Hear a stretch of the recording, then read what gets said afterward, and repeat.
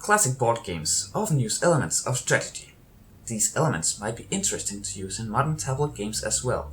Though where board games often use cards or board pieces to hide or show information, the solution is more complicated on a tablet. If any information is shown on the tablet screen, only few options exist to hide this information from the opposing players. Introducing tangible widgets, the board game piece of a tablet.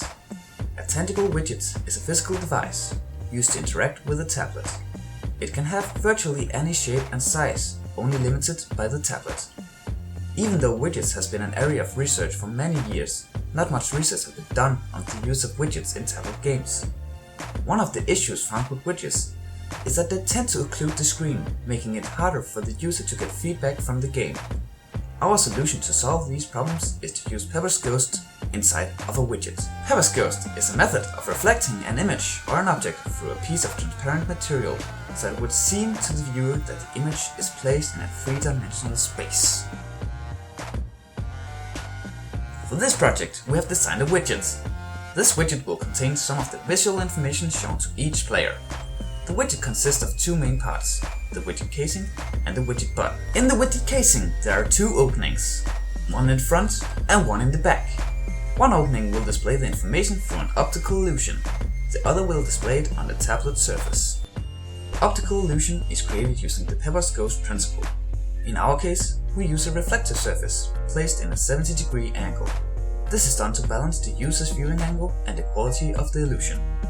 On the opposite side of the widget, a non-reflective surface has been placed to hide the inside of the widget. On the top of the widget, a button is placed, which is used for interaction with the tablet. The widget button has 6 holes. They are grouped up and each group serves a different purpose. The first group is the main detection points. This makes it possible for the tablet to recognize the position and rotation of the widget.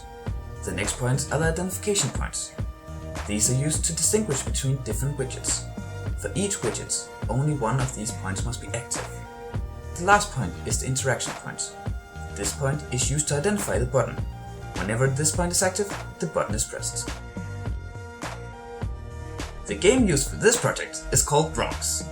Bronks is a strategic, competitive multiplayer game.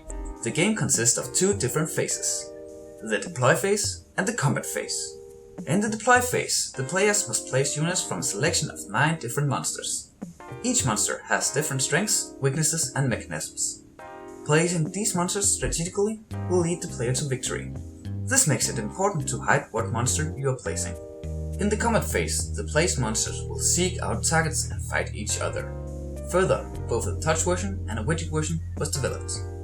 Based on all of this, we set up an experiment.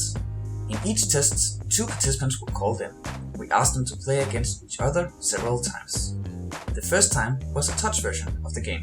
This served as a control group and learning experience for the game mechanics. Next we put them through the widget version 2 times, once with an optical illusion widget and once with a normal widget.